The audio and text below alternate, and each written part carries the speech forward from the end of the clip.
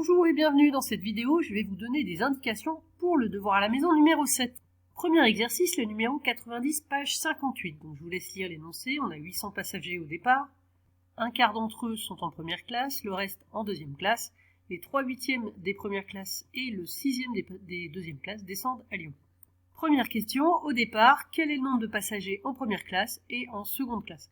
Donc dans l'énoncé, on dit qu'il y a un quart des 800 passagers qui sont en première classe. Pour calculer ce que ça fait un quart, soit vous divisez par 4 directement, soit ça veut dire un quart, c'est 1 sur 4, un quart.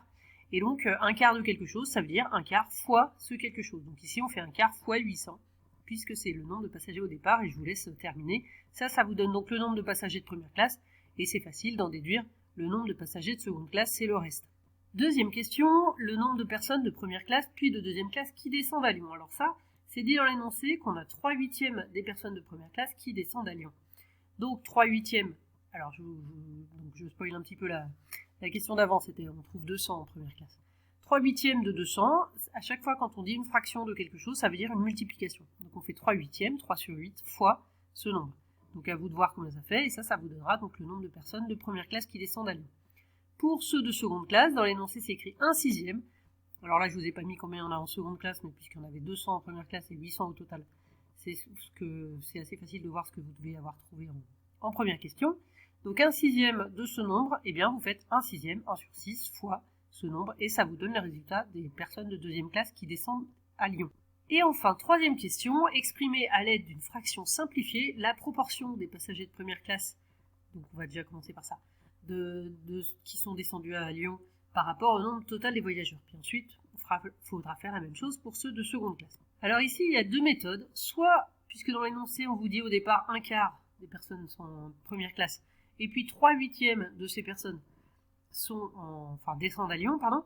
Donc dans ce cas-là, vous pouvez multiplier les deux fractions dont il est question. Un quart fois 3/8, et vous trouvez la fraction, elle est simplifiée, là, 3 sur 32, on ne peut pas simplifier plus, puisque en haut on a 3, et en bas on n'a pas 3. On ne peut pas simplifier par 3.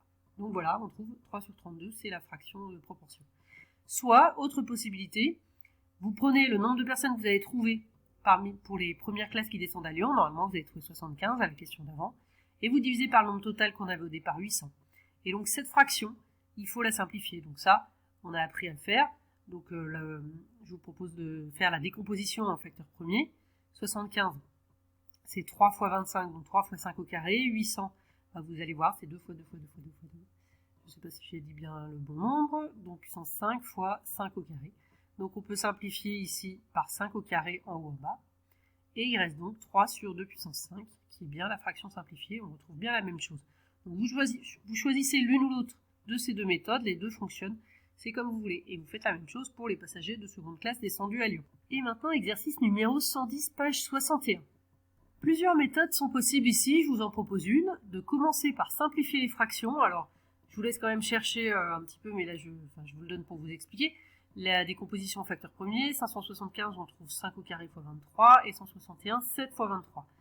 Par conséquent, au niveau de la fraction, qui est dans l'énoncé, eh bien on va pouvoir simplifier par 23, donc il reste 5 au carré sur 7, ce qui fait donc 25 sur 7.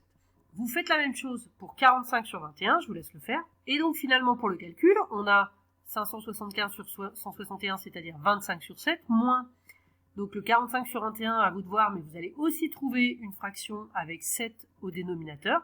Donc là, comme on a le même dénominateur, eh bien, vous avez juste à faire 25 moins le nombre que vous trouvez au numérateur ici, et ça vous donne le résultat. Pour terminer, si jamais dans le résultat ici, au numérateur, c'est divisible par 7, dans ce cas-là, il faut encore simplifier à la fin.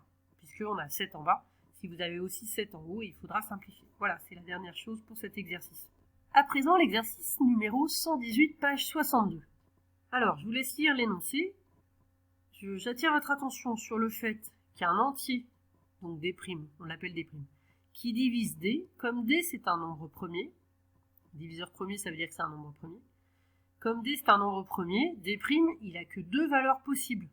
Donc il y a deux valeurs possibles, mais en tout cas, D', ça ne peut pas être n'importe quoi.